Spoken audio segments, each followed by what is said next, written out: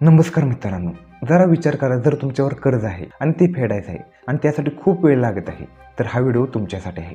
आज मी तुम्हाला सांगणार आहे कर्ज लवकर कसं फेडायचं, तेही एकदम सिंपल भाषेत, आणि कर्ज लवकर फेडण्यासाठी काय करायचं आहे.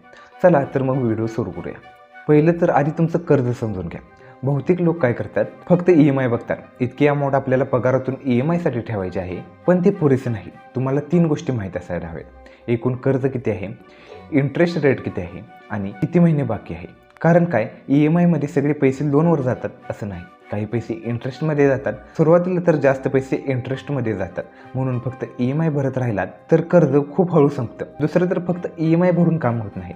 बरेच लोक म्हणतात, मी EMI टाईमवर भरतो म्हणजे मी सेफ आहे.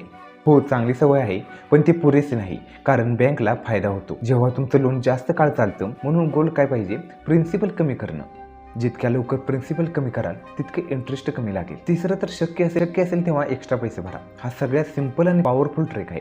समजा तुमची EMI 10,000 आहे, तर 11,000 किंवा 12,000 भरण्याचा प्रयत्न करा. फार मोठा अमाऊंट लागणार नाही. 500, 1000, 2000 जे शक्य आहे ते करा. हे एक्स्ट्रा पैसे डायरेक्ट तुमच्या प्रिन्सिपल अमाऊंटमध्ये जातात आणि त्यामुळे तुमचं लोन लवकर कमी होतं.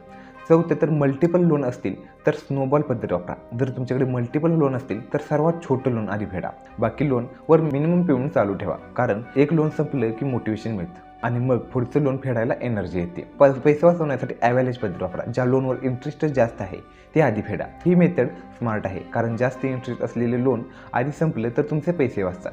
लक्षात ठेवा, छोटं लोन आधी, जास्त इंटरेस्ट लोन आधी. 6वं, एक्स्ट्रा इन्कम वापरा. जेव्हा एक्स्ट्रा पैसे येतात, जसं की तुमचा बोनस होईल, साईड इन्कम किंवा फ्रीलान्स, कोणीतरी गिफ्ट म्हणून पैसे देतील, ते सगळे पैसे खर्च करू नका. त्यातले काही पैसे लोनवर टाका. एक लमसम पेमेंटसुद्धा मोठा फरक करतो. 7, खर्च कमी करा. थोडं प्रॅक्टिकल बोलूया. तुमचे एक्सपेन्स बघा. सबस्क्रिप्शन खरंच लागतं का? बाहेरचं खाणं कमी करता येईल का बघा. अननेसेसरी शॉपिंग थांबवता येईल का? हे छोटे पैसेच लोन फेडायला मदत करतात. 8, नवीन कर्ज घेऊ नका. हा खूप इम्पॉर्टंट पॉईंट आहे.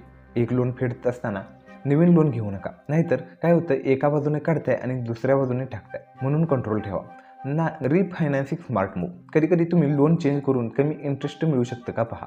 पण आधी चेक करा त्याचे चार्जेस, पेनल्टी, टोटल कॉस्ट. फायदा होत असेल तरच करा. आणि लास्ट म्हणजे सिंपल प्लॅन फॉलो करा. बस इतकंच करा. EMI टाईमवर भरा, थोडं एक्स्ट्रा भरा, बोनस लोनवर टाका, अननेसेसरी खर्च कमी करा, स्नोबॉल किंवा ॲव्हरेज पद्धत वापरा, रिपीट करा दर महिन्याला. कर्ज फेडणं म्हणजे मॅजिक नाही, ते स्मार्ट ॲक्शन्स आहे. थोडे एक्स्ट्रा पेमेंट, थोडं डिसिप्लिन आणि थोडं कंट्रोल. आणि एक दिवस तुम्ही कम्प्लिटली डेप्ट फ्री व्हाल.